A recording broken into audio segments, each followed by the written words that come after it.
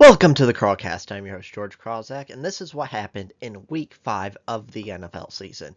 And if you like this type of content, make sure to hit that subscribe button like it owes you money. Now let's get started. The first game is the San Francisco 49ers versus the LA Rams, and the 49ers won 26-23. So the 49ers won 26-23. The 49ers leading passer is Mac Jones, who threw for 342 yards and 2 touchdowns. Their leading rusher is Christian McCaffrey, who had 57 rushing yards. And their leading receiver is Kendrick Bourne, who had 142 receiving yards. And for the Rams, their leading passer is Matthew Stafford, who threw for 389 yards and 3 touchdowns. Their leading rusher is Kyren Williams, who had 65 rushing yards. And their leading receiver is Davante Adams, who had 88 receiving yards. So in this game, this is actually quite surprising that the 49ers won because they are just so beat up and dealing with so many injuries. And I feel bad for them. Like, for example, the Ravens, they're the other team that that's getting so beat up. But at least with the Ravens, a lot of their guys are coming back. But for the 49ers, of like Nick Bosa, he's not coming back, and other guys like that. And so in this game, Mac Jones played really, really well, and he deserves a lot of credit for that. He in the 3 games he's played, I 2 or 3, I think he's 3. In the 3 games he's played really, really well. And this is the type of offense that does suit him well. Like, for example, in New England, in his first year, he had an offense that was set up like this, where he's not expected to kind of go make his own plays, where they're not leaning on him as much, where it's like, okay, here's a play concept, read the defense, make the right decision. And that's where he excelled his rookie year in New England. And then his offense in New England transitioned to, okay, instead of making that decision, or instead of making the right decision, you just need to go out there and kind of play like Patrick Mahomes, play off script, and that just doesn't work for him. So overall, the 49ers are looking really, really good despite all the injuries. And then the Rams, they played really well as well. Matthew Stafford looked great. Williams, though, he played bad. He had a lot of key drops. He had a key fumble on the goal line. Like, he just did not play well. So in this game, kind of it went into overtime, and the Rams are going for it on 4th and 1. And I completely agree with it because they were down by 3. There's, I believe, 4 minutes left. So if they make the field goal, the 49ers could basically run out the clock and kick a field goal to win. Like, I think at this point when people are making like 60-yarders, there's even a 70-yarder in preseason. When it comes to field goals, and as well as the early starting position, like basically every team starts the drive on their 30, you effectively just need 20 yards to get a game-winning field goal. So I completely agree with the Rams' decision going for it on 4th and 1, but they ran the ball up the middle and got stuffed. I thought that was a horrible play call because Kyren Williams was struggling all game. He did not play well really at all. And so in the moment, game-winning moment, you hand the ball off to Kyren Williams instead of leaning on your amazing quarterback, Matthew Stafford, who played spectacular this game. That really didn't make any sense to me. They should have thrown the ball, leaned on Matthew Stafford because he was playing really well. So in this game, I'm not too worried about either of these teams. I think they're both good teams. I think the Rams are still probably a better team, but it's just interesting because Mac Jones has played great. I don't think there's a quarterback controversy just because Brock Purdy has also played well, and even though Mac Jones is playing really good, I think because you have such a big investment in Brock Purdy, you can't give the ship over to Mac Jones unless Brock Purdy really starts struggling. But overall, a good win for the 49ers. Rams, unfortunately, they lost, but I still think the Rams are probably favorites to win this division because they look good. The next game is the Minnesota Vikings versus the Cleveland Browns, and the Vikings won 21-17. So the Vikings won 21-17. The Vikings' leading passer is Carson Wentz, who threw for 236 yards and a touchdown. Their leading rusher is Jordan Mason, who rushed for 52 yards and a touchdown. Their leading receiver is Justin Jefferson, who had 123 yards. And for the Browns, their leading passer is Dillon Gabriel, who had 190 yards and 2 touchdowns. Their leading rusher was Quinshon Judkins, who had 110 yards. And their leading receiver is David Njoku, who had 67 receiving yards and a touchdown. So in this game, it was really close. The Browns were leading most of the game, and Dillon Gabriel, he looked pretty decent. Like, he didn't look amazing, but he didn't look bad. And honestly, that's what I think the Browns were looking for, is because they've largely been in every single game they've played this year. It's just that Joe Flacco has been making tons and tons of stupid mistakes, and that's what's really cost them. And so this is all they need from Dillon Gabriel is he doesn't play amazing, just don't make the stupid mistakes Joe Flacco is making, and then you'll be all set. And now that's what they're doing. And then for the Vikings, Jordan Addison was benched for I believe it was either the first quarter or the first half of the game. And I don't know the reason why. It was never revealed, but he was benched and then caught the game-winning touchdown at the end. Like, the Browns kind of should have won this game. The Vikings didn't play that great, but the big story of this game is Carson Wentz played decent and Dillon Gabriel. He did not play terrible against a pretty good defense, and that has to give you a lot of promise and a lot of hype for Dillon Gabriel because he probably should have won this game. And overall, like I said, it's um you basically just need him to not make the mistakes Joe Flacco did, and that's what he did. And so the Browns should largely be in every game with their amazing defense, as long as Dillon Gabriel plays average. And so Dillon Gabriel has at least, earned himself to be a starter for a few more weeks, because that's what everyone's now looking at is when will Shadir Sanders replace Dillon Gabriel? And Dillon Gabriel's at least earned him a shot to be the starter for the remainder of the season. So it'll be interesting how the Browns finish. And then the Vikings got to be happy with the win, but the Vikings aren't that great. I think they're a very borderline playoff team. The next game is the Dallas Cowboys versus the New York Jets, and the Cowboys won 37-22. So the Cowboys won 37-22. The Cowboys' leading passer was Dak Prescott, who threw for 237 yards and 4 touchdowns. Their leading rusher was Javonte Williams, who had 135 yards and a touchdown. And their leading receiver was Ryan Flournoy, who had 114 receiving yards. For the Jets, their leading passer was Justin Fields, who had 283 yards and 2 touchdowns.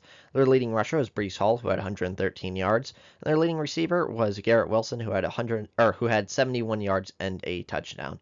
So in this game, it kind of happened the way everyone expected, where Dak Prescott and this Cowboys offense is really, really good, and their defense kind of struggled. And this is how it's been all year long, where Dak Prescott is on MVP form, and this offense is spectacular. Great O-line, great receiving core. Even without CeeDee Lamb, they're playing great. And then their defense struggled, and that's why I've always made the point where when people are debating on who made the right decision with CeeDee Lamb, or not CeeDee Lamb, with Micah Parsons versus the Green Bay Packers on, should the Cowboys kept him, should the Cowboys have gotten rid of him? I always argued that it was the wrong decision to get rid of him because the defense is struggling so much without him that with someone like Micah Parsons, this could be an amazing, amazing football team. And then with the Jets, at least the offense looks good. Like, they're the only defeated team left in the NFL. They have the only team that has not gotten a win yet. And so the Jets just need to play better on defense. Their offense has been playing largely really good. And this was my big problem with Aaron Glenn is I do think he's an excellent, excellent motivator. And I believe like players love him and he's a good, like a team motivator, kind of like Dan Campbell, where I don't think Dan Campbell would be an offensive or defensive coordinator on any team, but he is a good motivator. And that's what I think Aaron Glenn is, where he's not a good defensive head coach. He just isn't. If you watch like all my videos last year talking about the Lions and all my video and my video ranking all the new coaching hires, I was like, Aaron Glenn, good motivator, but he is just not the defensive coordinator guy. He just isn't good at that. And so maybe they can hire a new defensive coordinator that can help get the defense sorted, but I don't know. I just think the Jets are in a lot of trouble and just not very good. Again, I'm not saying he should be fired because I think he is a great motivator, and I think the Jets is just not a winning roster right now, but they just need to get their defense sorted and just be better. The next game is the New York Giants versus the New Orleans Saints, and the Saints won 26-14. So the Saints won 26-14. The Saints' leading passer was Spencer Rattler, who threw for 225 yards and a touchdown. Their leading rusher was Andre Miller, who had 41 rushing yards. And their leading receiver was Rashid Shaheed, who had 114 yards and a touchdown. For the Giants, their leading passer was Jackson Dart, who had 202 passing yards, 2 touchdowns, and 2 interceptions. Their leading rusher was Cam Skadabo, who had 59 rushing yards. And their leading receiver was Daniel Bellinger, who had 52 receiving yards. So this game kind of happened exactly how I predicted, where the Saints, they have been looking good in every game. It's just that their team is not very good at winning and completing the game, because the Saints roster is a bad roster, but Kellen Moore seems to be a good coach, and Spencer Rattler has been outperforming his projections, and the Saints have been playing decently well this season despite being a terrible team. And so that's kind of it, where I think these two are pretty evenly matched. Jackson Dart it's interesting because last week he won, but he didn't really have any good plays and he didn't really have any bad plays. He was just kind of average. Whereas this week he had quite a few good plays and quite a few bad plays from Jackson Dart.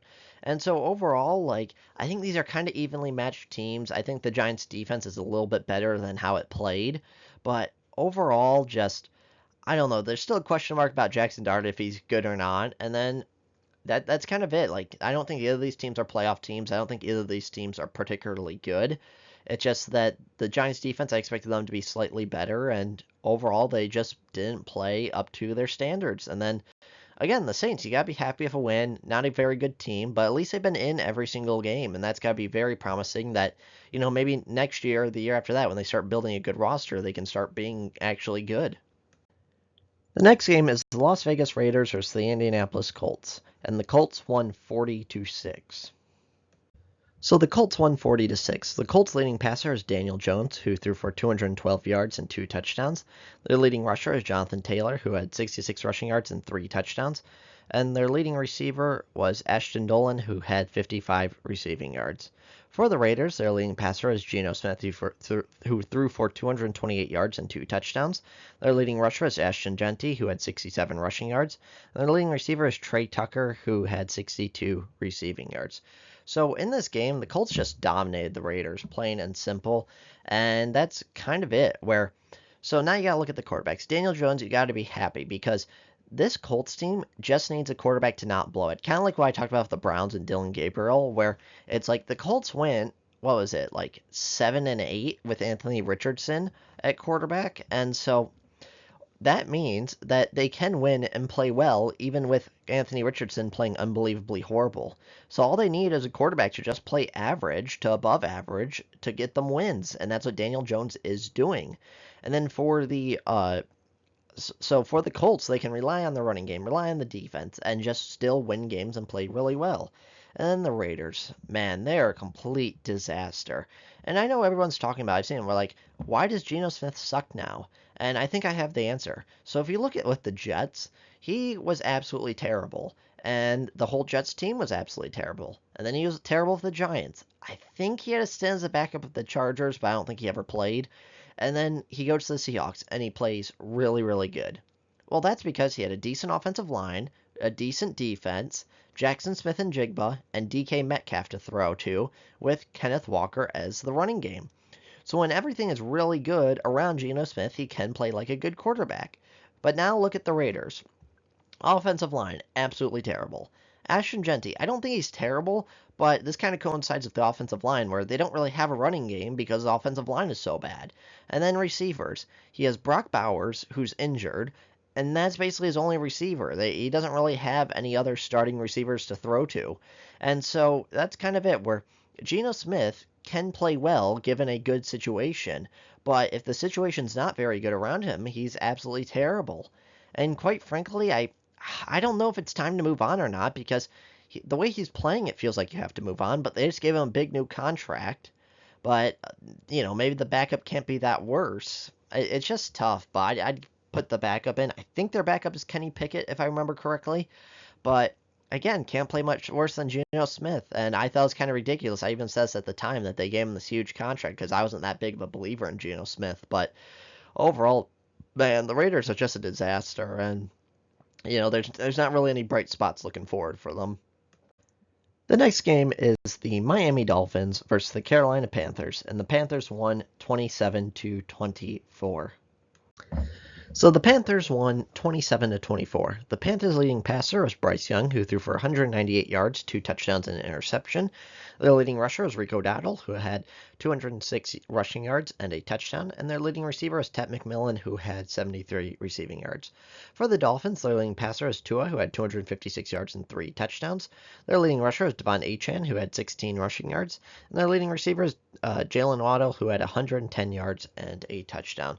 So this game was really shocking because the Dolphins dominated the entire game, and then right at the end, the Panthers came back and won. And so Tua played really well, so he does deserve credit for that. And the Dolphins' defense just fell apart. Like Rico Dowdle played absolutely phenomenal. I do think it's more of a one-off, and the it's the Dolphins defense because he hasn't played that good in years, and he's never played that good, but he hasn't been good in years, and this feels like a one-off because he hasn't been that good this year. And then the person that surprised me the most is Darren Waller coming out of retirement and just playing super well and adding misery to Giants fans. Because think about that. Daniel Jones on the Giants, terrible. Year he leaves, now amazing with the Colts. The Saquon Barkley, although he was good with the Giants, has a offensive player of the year, amazing year with the Eagles last year. And now Darren Waller goes on the Giants, is absolutely horrible, and then retires with the Giants, comes out of retirement, and is now good with the Dolphins. So, man, just something about the Giants that makes them feel cursed. Like, maybe it's just that, like, MetLife, New York / New Jersey area where Giants fans and Jets fans just know pain, and all they know is pain in recent memory. But I don't know where. So, good win for the Panthers. Bryce Young didn't look good, so that's unfortunate because you really want Bryce Young to play better than this. And I don't know. I got nothing to say. Neither of these teams are playoff teams, and it's kind of interesting because they're both in the same position where Mike McDaniel feels like he's fighting for his job, and then Bryce Young is fighting for his career, and neither of them are really proving enough to deserve why Mike McDaniel deserves to be coach of the Dolphins going forward, and then Bryce Young isn't proving that he deserves to be the quarterback of the Panthers going forward. So I don't know. I guess you gotta be happy if the Panthers win, but overall, at least Tua's playing well. I got nothing really positive to say. Neither of these teams are good. Neither of these teams are gonna make the playoffs, and not much to say. The next game is the Denver Broncos versus the Philadelphia Eagles, and the Broncos won 21-17. So the Broncos won 21-17. The Broncos' leading passer is Bo Nix, who threw for 242 yards and 1 touchdown. Their leading rusher is J.K. Dobbins, who rushed for 79 yards and a touchdown. And their leading receiver is Courtland Sutton, who had 99 receiving yards. And for the Eagles, their leading passer is Jalen Hurts, who threw for 280 yards and 2 touchdowns. Their leading rusher is Saquon Barkley, who had 30 rushing yards. And their leading receiver is Devonta Smith, who had 114 receiving yards. So in this game, first off, I just want to say I said this in my predictions where I always bet against the Eagles because I look at this team, I'm like, this is not a very good team, but they keep somehow winning. And then I literally said in my video, I'm like, because I'm finally picking the Eagles, that means they're going to lose. And that happened. So, in this game, it was really interesting because the Eagles really went away from their normal game plan. They threw the ball a lot and really didn't rush that much at all. I read that Saquon Barkley might have gotten injured, but that just seems like weird to completely abandon the running game just because Saquon Barkley's injured. Like we've seen in the past with Shipley and AJ Dillon and these other running backs where they can come in and take over for Saquon Barkley because the offensive line is so good. So that just seems weird to me. To me, this is what it seemed like, where Jalen Hurts has been struggling with passing the ball, and the receivers, Devonta Smith and A.J. Brown, seem frustrated with that. So they're like, okay, to prove we can pass the ball and rely on Jalen Hurts to win us football games, we're abandoning the run and we're going to rely on his arm. And then they lose. And so it's one of those where, like, I get it trying to prove a point, but also if it's not broke, don't fix it. Like, if running the ball wins you football games, run the ball. And then once that stops working, then transition over into constantly throwing. So that just seems really weird to me. Broncos played really well. Bo Nix played well. The defense held up pretty good because the Broncos defense is really good. And then the final play of the game, which was interesting. So it was a Hail Mary, which should have been completed. Devonta Smith was open. It hit him right in the hands. And then A.J. Brown kind of knocked it away from him. So there's 2 thoughts on that. Number 1, I hate the 0 pass rush Hail Mary. I think there should at least be 4 guys trying to go after the quarterback because that's how you win is if you throw a Hail Mary, it feels like there's at least like a 50% shot that there's a chance their guys can make the catch. And I understand wanting an extra guy back there to help stop the catch, but you don't want to give the quarterback enough time to be able to throw the ball. Like, I don't understand that strategy on the Broncos. I don't like that. I think you should at least have 4 rushing the passer on a Hail Mary. And then the next thing is, Devonta Smith should have caught it, and it was A.J. Brown that, like, hit the ball away. So I don't know if this is the Eagles overthinking it, or if it's like last year, not last year, but the year before, where the Eagles, they just get in slumps where they just don't play well. Like, I can't explain it, and it makes no sense because it's the same team, but they just get in slumps where they just don't play well. And maybe they're in one of those slumps, and maybe they can pull it back, or maybe they can. I don't know. It's just one of those things where if you're the Broncos, you got to be happy because you got the win. But the Eagles, man, they even though they're 4-1 and tied for best record in the league, it just seems like a lot's going wrong, and they feel like a disaster right now. And we'll see if they can pull it back this week. The next game is the Houston Texans versus the Baltimore Ravens, and the Texans won 44-10. So the Texans won 44-10. The Texans' leading passer was C.J. Stroud, who had 244 yards and 4 touchdowns. Their leading rusher was Nick Chubb, who had 61 rushing yards and a touchdown. And their leading receiver was Christian Kirk, who had 64 receiving yards. For the Ravens, their leading passer was Cooper Rush, who threw for 179 yards and 3 interceptions. Their leading rusher was Derrick Henry, who had 33 rushing yards and a touchdown. And their leading receiver was Zay Flowers, who had 72 receiving yards. So in this game, basically everyone on the Ravens is injured. Plain and simple. They had nobody left, and so that's why the Texans dominated. But the Texans do deserve credit for this because you do have to take care of business and win these games. And it's very good for CJ Stroud to have a really spectacular game and play really well. Like, I understand it's against backups, but still, like, he shows he has it in him because this is his first good game and feels like in like 2 years. Like, he had a good rookie season. Last year he was terrible, and then so far this year he's been terrible. And this is, again, his first really good game, and it feels like over a year. And so he definitely deserves credit for that, and he played extremely, extremely well, and so it shows that he does still have it. Again, yes, it's against a terrible Ravens defense, but still. And then this kind of surprised me because Cooper Rush did play decently well last year. I get it, the Cowboys' offense was pretty good, but I thought he could at least play decently well, and nope, the Ravens completely fell apart. The Texans again did what they should have. Their defense is phenomenal. It played phenomenal, and C.J. Stroud played well, and he deserves credit for that. So, not much to say because we learned okay, the Ravens backups are terrible, and if you put the Texans starters versus the Ravens backups, they play well, and so that's kind of it. Where at least you're building confidence with C.J. Stroud, so that's good. But again, I got nothing. So we'll see if the Texans can continue this momentum. I have no idea because they largely haven't, but we'll see. The next game is the Tennessee Titans versus the Arizona Cardinals, and the Titans won 22-21. So the Titans won 22-21. The Titans' leading passer was Cam Ward, who threw for 265 yards and an interception.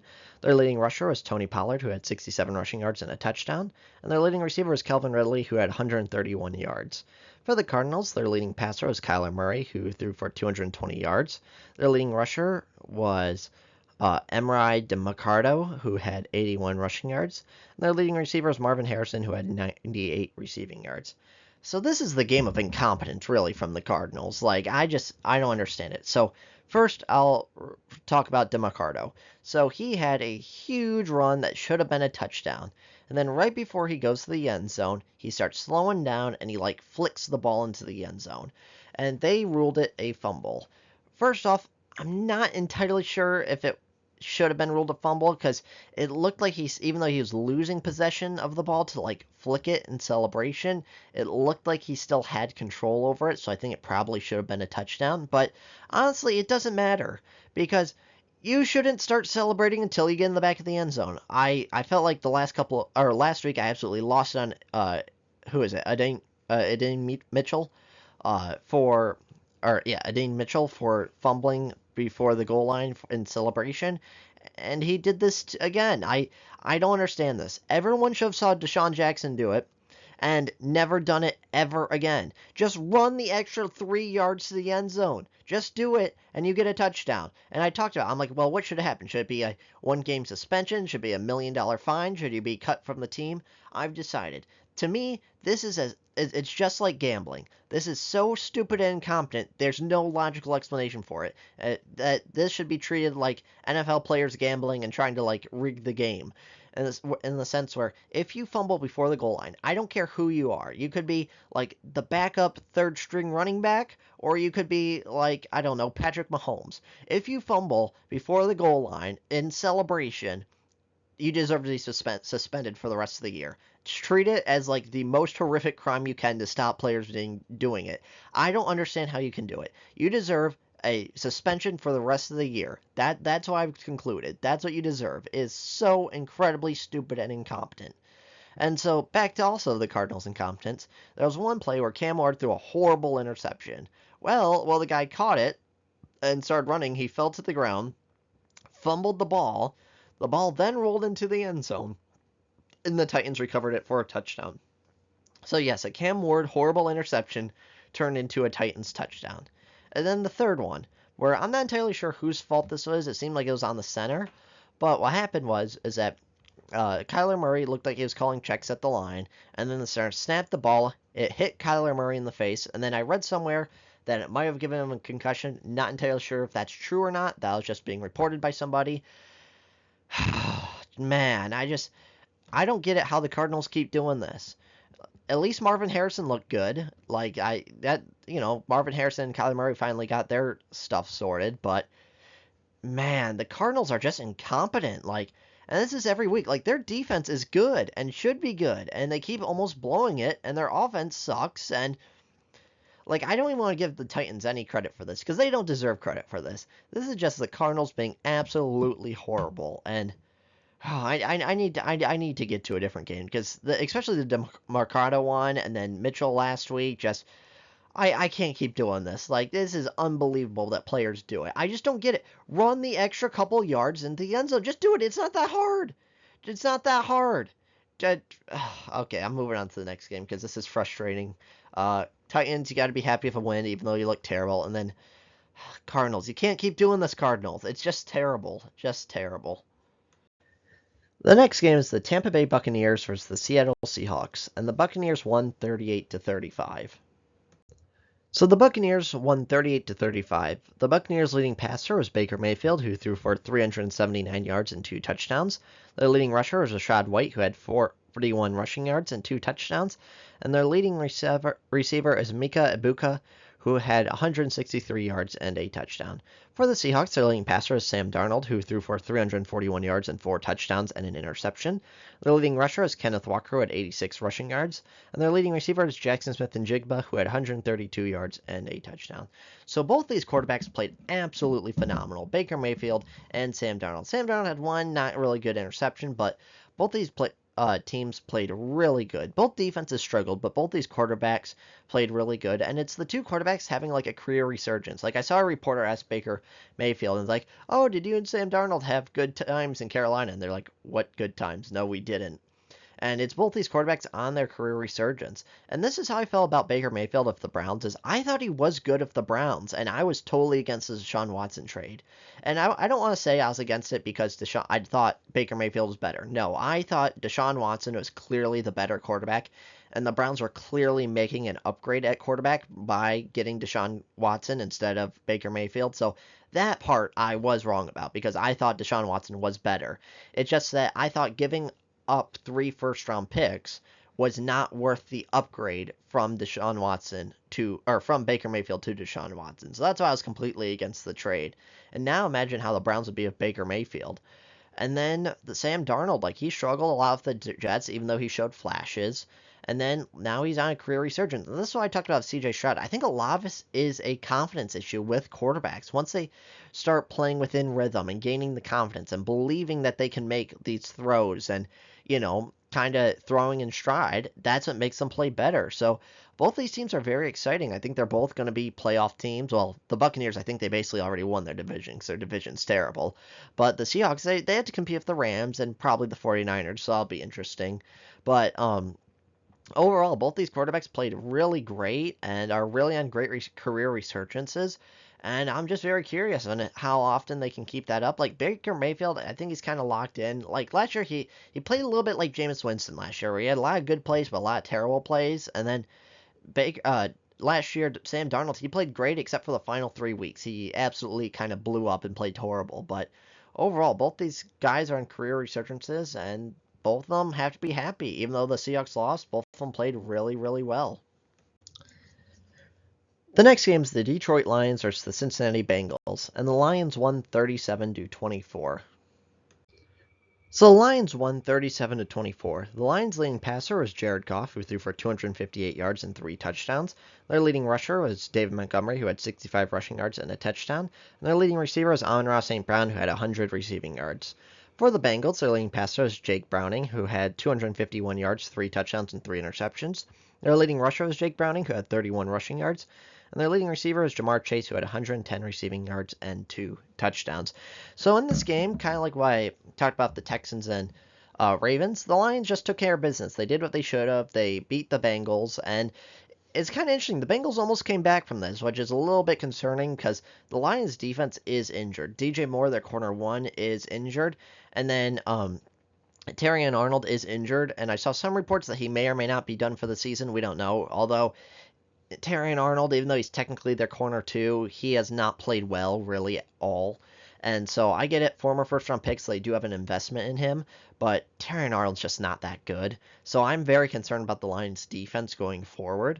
But overall, they took care of business. It is funny because at one point it was like Ja'Marr Chase had 3 tackles and made him the Bengals' leading tackler because he tackled all the interceptions that Jake Browning was throwing. And I think at this point the Bengals should probably blow up the season. Like, I get it, you have 2 wins and you're not that bad, or you're 2-3, so it's not that bad of a record, but Jake Browning's just not your guy, and I'm kind of thinking it might just be a wasted draft pick if you're trading for a Jameis Winston or a Kirk Cousins, because although they can't be much worse than Jake Browning, they Jameis Winston, like, he's too volatile to probably be a starter, and then Kirk Cousins, you have to deal with his monster contract, and then you're paying 2 starting quarterbacks, and Kirk Cousins and Joe Burrow, so he doesn't really work out. So I think you're just kind of stuck with Jake Browning, and he's not very good, and I think their season's over. Lions, gotta be happy, took care of business. Scary at the end that the Bengals almost came back, but they did what they should. The Bengals have a terrible defense, they have a terrible offense, and they beat them. Like, quite frankly, they probably should have beat them by more, but overall, Line just took care of business, did exactly what they should have, and yeah, we gotta be happy about that if you're a Lions fan. The next game is the Washington Commanders versus the Los Angeles Chargers, and the Commanders won 27-10. So the Commanders won 27-10. The Commanders' leading passer was Jaden Daniels, who threw for 231 yards and a touchdown. Their leading rusher was Ja'Cory Krosky-Merritt, or Bill, who had 111 yards and 2 touchdowns. And their leading receiver is Deebo Samuel, who had 96 receiving yards and a touchdown. For the Chargers, their leading passer is Justin Herbert, who had 166 yards, 1 touchdown, 1 interception. Their leading rusher is Justin Herbert, who had 60 rushing yards. And their leading receiver is Keenan Allen, who had 58 receiving yards. So you got to be really happy if you're the Commanders, because their offense has struggled with Jaden Daniels. In the first 2 weeks, he did not look good. I get it, you're going against a pretty good defense, especially against the Packers defense, but Jaden Daniels did not look good. And I get it, the Chargers defense is not good, so maybe it's a little asterisk, but Jaden Daniels looked good in this game, and this is his first game back that he looked pretty decent. And then the Chargers, man, I don't know what's going on with Justin Herbert, but it feels like he's falling off a cliff. And I think a little bit of that has to do with the running game, because he simply just has no running game. Because Omarion Hampton looks like he's done for the year. Who is it? Najee Harris done for the year. So now you're down to Hassan Haskins and Vidal, and so once you take away the threat of the run, people can just prepare for the pass. And Justin Herbert still needs to play better. Like, I get it. Losing Khalil Mack, who's basically their only pass rusher, really, really hurt them. And I feel bad for them in that sense, because they need better performance out of their defense. But plain and simple, Justin Herbert needs to play better. And because he was on this MVP run, and then he just fell off. So if you're the Commanders, you got to be happy because you're getting back on track. But the Chargers, you got to be concerned because with all the injuries, yes, it puts more pressure on Herbert. But Herbert just needs to play better, and he hasn't been living up to the pressure. Plain and simple. So we'll see how these two teams finish out. The next game is the New England Patriots versus the Buffalo Bills, and the Patriots won 23-20. So the Patriots won 23-20. The Patriots' leading passer is Drake May, who had 273 yards. Their leading rusher was Travion Henderson, who had 24 rushing yards. And their leading receiver is Stephon Diggs, who had 146 yards. The Bills' leading passer was Josh Allen, who threw for 253 yards, 2 touchdowns, and an interception. Their leading rusher was Josh Allen, who had 53 rushing yards. And their leading receiver is Dalton Kincaid, who had 108 receiving yards. So this felt like Drake May's coming out party. Like, before we've seen flashes of him being good, but he hasn't been able to put a complete game together. And everyone kind of gave him a little bit of an excuse where it's like, hey, at least we're seeing flashes, but this team has been so horrible that nobody on this team can win and play well. And then now this game, he played absolutely phenomenal. The beginning was bad, not on Drake May, but it was just a turnover fest. Like, you had Ramondre Stevenson fumble, Antonio Gibson fumble, and then you had Josh Allen fumble, and Keon Coleman fumble, and it was just really messy. But then once Drake May got locked in, it like he never looked back. Him and Stephon Diggs looked phenomenal. Diggs looked really, really good. And then Ramondre Stevenson, I cannot believe how much Mike Vrabel trusts him. Because I get it, he is a good player, but the fumbling is just makes him where I don't care how good he is. If he can't hold on to the ball, it's you only get so many chances. Like, for example, it kind of reminds me of Jameis Winston, where Jameis Winston does have some good plays, but he throws so many interceptions that you can't justify starting him. And so, right at the end, when the Patriots are trying to waste clock and they're just running the ball, they're giving the ball to Ramondre Stevenson. And I'm like, right now you're not really trying to get yards. You're just trying to drain clock. So don't give it to the guy that fumbles all the time. So I don't know. That just seems weird to me that Ramondre Stevenson has so much trust in this offense where I don't know what it takes to bench him. And then Josh Allen, he didn't play that great, but the Bills' offense didn't play that great as a whole. And so overall, I'm not too concerned about the Bills because they're a good team, but I am curious where the Patriots are going to go because Drake May has shown great games, he's shown terrible games, and overall, this roster, I don't think it's that great, but this really felt like a coming out party for Drake May. And so we'll see how he goes, if he can continue this run or if this was maybe a one-off, but he has at least shown that he can play amazing, competent football against a fairly decent defense. So you have to be extremely, extremely happy if you're the Patriots. And then the Bills, yeah, you lost, but, Jets are no competition. Dolphins are no competition. The Patriots may or may not be competition, but let's be honest, probably not. So they basically have the division locked up, it feels like, so you can't be too worried if you're the Bills. The final game of the week is the Kansas City Chiefs versus the Jacksonville Jaguars, and the Jaguars won 31 to 28. So the Jaguars won 31 to 28. The Jaguars' leading passer was Trevor Lawrence, who had 221 yards, 1 touchdown, 1 interception. Their leading rusher was Trevor Lawrence, who had 54 rushing yards and 2 touchdowns, and their leading receiver was Brian Thomas, who had 80 receiving yards. For the Chiefs, their leading passer was Patrick Mahomes, who had 318 yards, 1 touchdown, 1 interception. Their leading rusher was Patrick Mahomes, who had 60 rushing yards and a touchdown. Their leading receiver was Tyquan Thornton, who had 90 receiving yards. So this game is all about like stupid mistakes by the Chiefs. And honestly, the Chiefs probably should have won this game because they really felt like the better team. So what happened is first interception. So the Chiefs got down to the 1 yard line, and Patrick Mahomes threw a goal line interception to Devin Lloyd. And that was a really great play by Devin Lloyd. And that simply was a stupid mistake. And then the penalties. The Chiefs committed so many penalties, and both teams did, where there was quite a few delay game moments, or delay games in key situations for the Jaguars. So right at the end, the Jaguars are going for a touchdown, get a delay game. And then Trevor Lawrence, they get down to about the 1 yard line, and Trevor Lawrence is going back for a pass. He goes, the right guard steps on Trevor Lawrence's foot. He falls down, gets back up, falls down again, gets back up, and then runs for the game-winning touchdown. It is honestly crazy. And I do blame coaching for the Chiefs because they initially saw Trevor Lawrence fall, and the Chiefs stopped playing because they're like, oh, he's down, even though he's never touched. And so that was a great play by Trevor Lawrence, way to like not give up on it. And then, like I said, lots of penalties on the Chiefs. They had a couple of big kickoff returns, all negated by penalties. There was quite a few pass interferences, and then this was also Travis Hunter's big first decent game at wide receiver. Like, he didn't really do anything at corner, but he played pretty well at wide receiver. So overall, what to take from this? It was just a lot of stupid mistakes on both teams. I'm still not a huge believer in the Jaguars. I think their defense is pretty good. I'm pretty high on their defense, but I still just don't really like Trevor Lawrence. I don't think he's playing at a high enough and good enough level. But overall, the Jaguars, you gotta be happy. 4-1, one of the best records in the league, even though like I said, it kind of feels like it's not really earned. But hey, they at least keep winning, and good for them. And then the Chiefs, they just gotta make up the stupid mistakes. It feels like they're just hurting themselves. They're not necessarily getting beaten by any other team. They're beating themselves. And so you gotta be disappointed if a loss. Your season's not over with, especially since everyone else in the division is falling apart. But man, you gotta be at least a little concerned if you're the Chiefs. So that's what happened in Week 5 of the NFL season. If you like this type of content, make sure to hit that subscribe button like it owes you money. Let me know your thoughts in the comments below, which teams and which players you like and which players you don't. And I'll see you on the next one.